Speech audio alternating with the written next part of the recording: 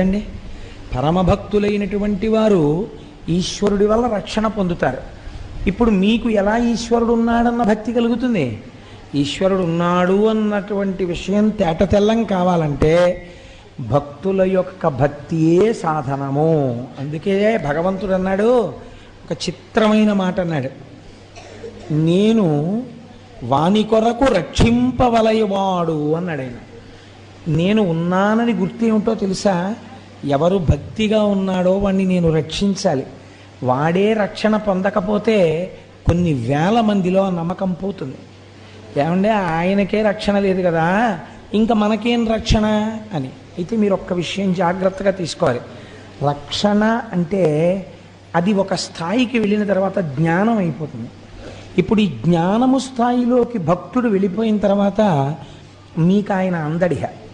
ఇప్పుడు ఆయన ఎలాంటి స్థితిలో